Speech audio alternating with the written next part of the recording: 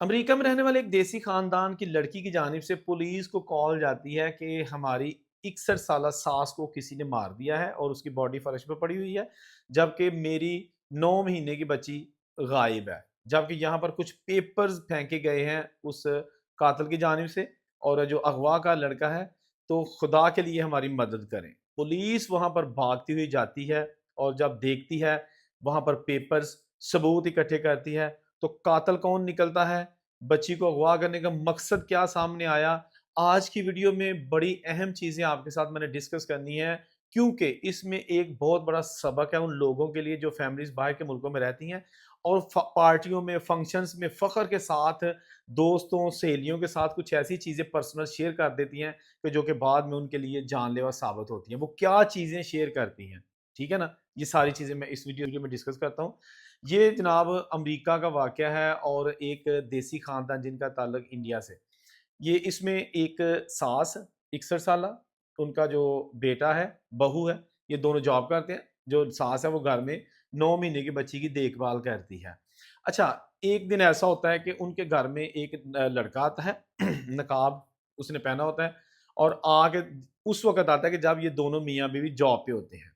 दरवाज़ा नॉक करता है, वो खातून, बूढ़ी खातून, साढ़े सीधे-साधे जेह्ड़े माँ-बाप ने, बुजुर्ग ने, जेह्ड़े बाहर दे मुल्क अपने पोतरियां पोतरे नाल मिलन जाते ने, मासूम होते हैं। उन्होंने दरवाज़ा खोला, इसने फौरी तौर पर अंदर जाके ना तो उस बच्ची को उठा लिया और उसको अगवा करने की कोशिश की। अब ये जो खातून थी, सास थी, 61 साला, ये कुछ ज़्यादा ज़ईफ़ नहीं थी। इसने फौरी तौर पर छुड़ाने की कोशिश की, लेकिन उस आदमी ने ना छोड़ा और वहाँ से जब भागने लगा तो इस खातून ने किचन से छुरी पकड़ी और उस पर हमला कर दिया अगवाकार पे। अगवाकार ने आगे से जो छुरी लेके आया था दोबारा उस खातून पे हमला किया और उस खातून को पार कर दिया, ज़मीन पर ढेर कर दिया और उसके बाद बच्ची को वहाँ से लेके निकलने से पहले कुछ पेपर, प्रिंटेड पेपर वहाँ पे फेंक के चला गया कि जी ये जो बच्ची मैंने आपकी अगवा की है, अगर आप इसको ज़िंदा सही सलामत चाहते हैं, तो फलाँ-फलाँ प्लाज़ा के फलाँ जगह पे आप $50,000 लेके आ जाएँ, तो ये आपको मिल जाएगी। अगर आपने कल फलाँ टाइम तक ना वहाँ पे पहुँचे तो ये फिर उसकी कोई गारंटी नहीं होगी कि ये मिलेगी आपको ज़िंदा या नहीं। अच्छा, पुलिस जाके जब ये सारा सीन देखती है, तो प्लानिंग की जाती है कि जो $50,000 है ना, इसका अरेंज किया जाए और पहुँचा जाए कल उस जगह पे, ताकि बच्ची अगर मिलती है वेल एंड गुड और इसके साथ-साथ उस हमलावर को भी पकड़ा जा सकेगा। पुलिस भी साथ पूरी मिली हुई थी उस लड़के को पकड़ने के लिए, हमलावर को। जब ये लड़की की माँ को कहा गया था। अच्छा, ये जनाब जब जाती है वहाँ पर पैसे लेके, वहाँ काफ़ी देर तक खड़ी रहती है, कोई नहीं आता।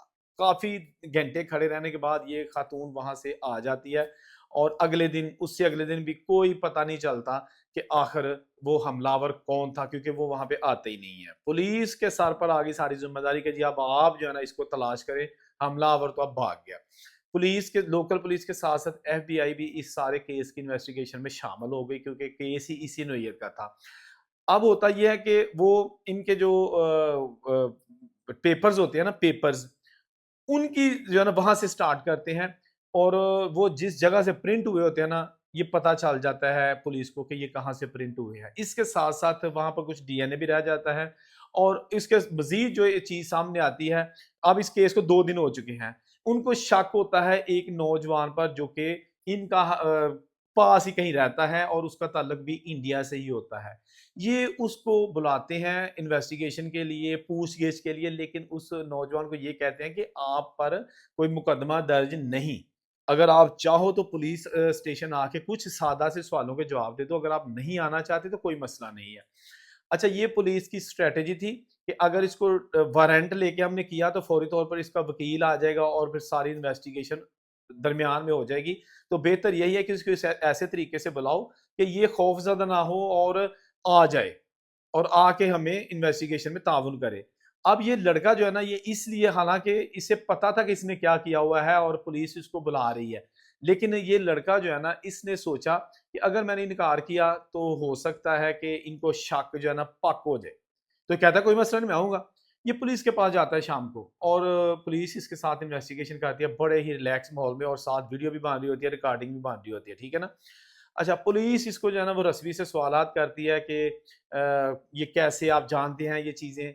इसने कहा मुझे कोई पता नहीं है, मैं तो बल्कि इनके जो रस्में हैं उसको दफनाने की या जैसे भी मैं तो उसमें भी शामिल रहा हूँ, मुझे कोई पता नहीं है। क्योंकि वो एक सॉफ्टवेयर इंजीनियर था, किसी अच्छी कंपनी में जॉब करता था लड़का, जिस पर शक था।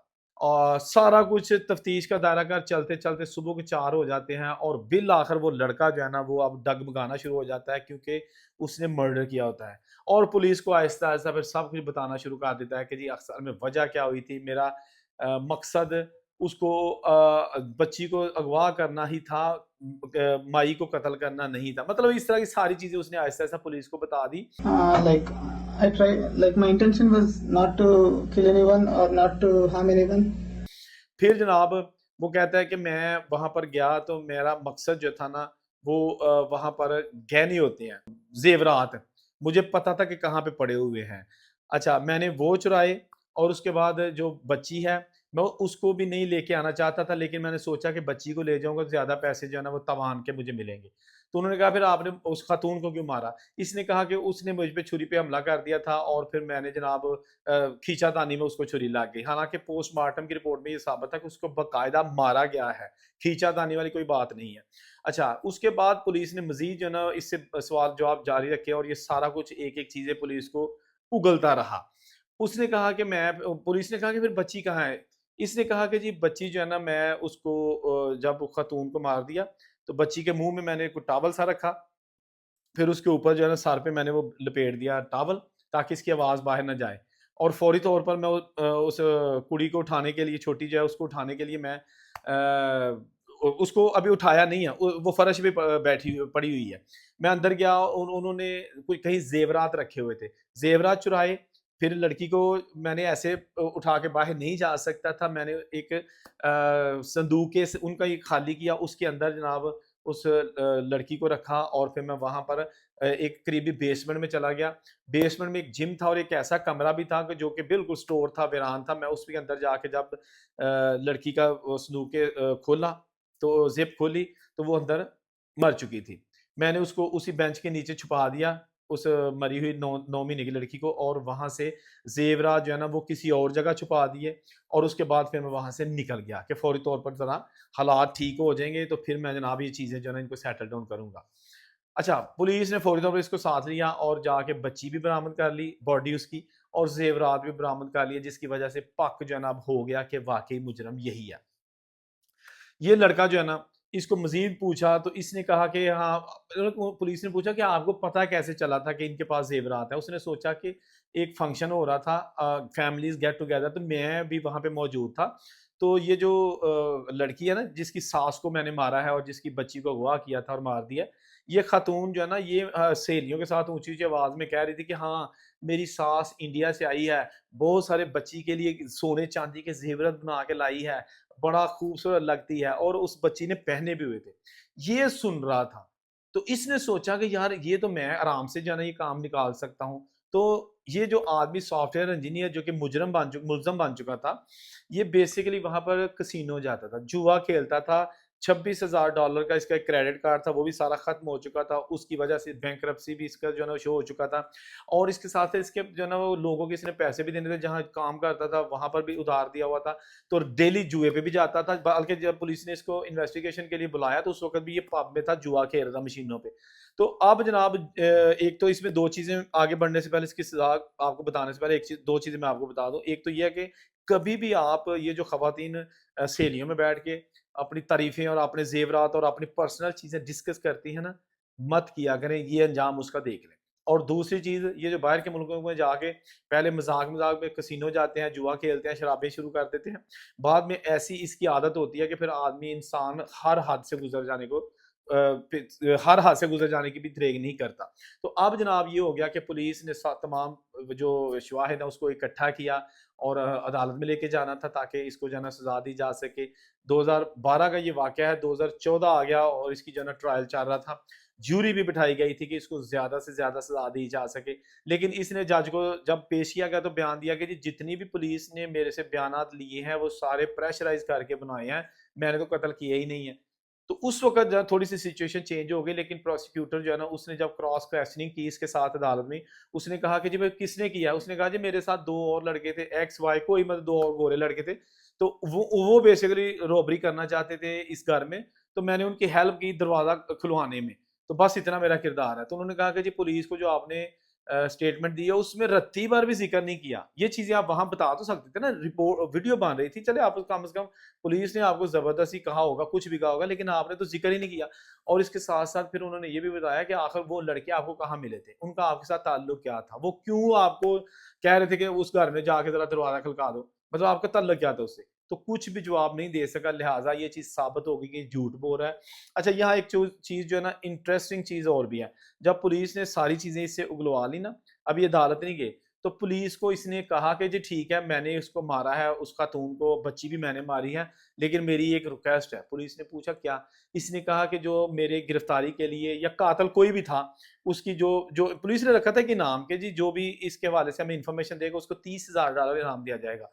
तो इसने कहा कि आप रिकॉर्ड में लिख दो कि जी अभी मुझे जो आपने पकड़ा है ना, ये मेरी वाइफ के कहने पे पकड़ा है, मेरी वाइफ ने मेरी शिकायत की थी, ताकि जो इनाम की रकम $30,000 है वो मेरी बीवी को मिल जाए।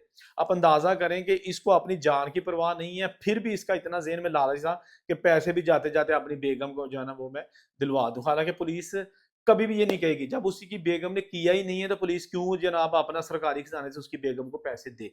तो बहरहाल उसको फिर अदालत की जानिब से मौत की सज़ा सुना दी गई। अब वहाँ पर मौत की सज़ा ये होती है कि ज़हर वाले टीके के साथ जो है ना उसको मारा जाता है, और जब इसको सज़ा सुनाई गई, दी नहीं गई अभी, सुनाई गई, तो ये पहला इंडियन था जिसको सज़ाए मौत इस तरह की सुनाई गई है किसी केस में। उसके बाद जनाब अभी तक इसको सज़ाए मौत 2014 के बाद अभी 2026 आ गया, नहीं दी गई, क्योंकि इसको जो मुकर्रा मुतल्लका गवर्नर्स हैं उन्होंने होल्ड किया हुआ है इसकी सज़ा को। और वैसे भी अगर वहाँ पर किसी को ये सज़ाए मौत सुनाई जाती है, तो उसके इम्प्लीमेंटेशन के लिए को 20 साल का अरसा लग जाता है, क्योंकि इतनी ज़्यादा अपीलें होती हैं, इतनी ज़्यादा कॉम्प्लिकेशंस होती हैं उन मुल्कों में। तो ये जनाब एक ऐसा केस था जिसने आँखें खोलने के लिए हमें एक ऐसा रास्ता दिखा दिया कि एक तो किसी को जो पार्टी फंक्शंस में है, वो कोशिश करें कि अपनी जो है ना वो शोआं घट मारिया करो कि साडा इन्ना सोना घर पिया ते इन्ना ज़ेवरात पिया ये वो। ये आपको कोई पता नहीं कि आपके दाएँ-बाएँ या आपके जो सज्जन हैं वो अंदर से आपके दुश्मन हैं, क्या है, किसी को कोई इल्म नहीं है। और दूसरा, बाहर जाके जुए-शुए ना खेलो, अपनी मेहनत मज़दूरी करो। अब ये सॉफ्टवेयर इंजीनियर था जिसने अपने पाँव पे खुद ही कुल्हाड़ी मार ली, अपनी भी सारी ज़िंदगी और अपने घरवालों की ज़िंदगी बर्बाद कर दी, दूसरों की भी खुशियाँ बर्बाद कर दी। तो आप इसमें कमेंट कर सकते हैं, अपनी राय दे सकते हैं, जहाँ रहें खुश रहें और उनसे गुज़ार दीजिए अल्लाह हाफ़िज़।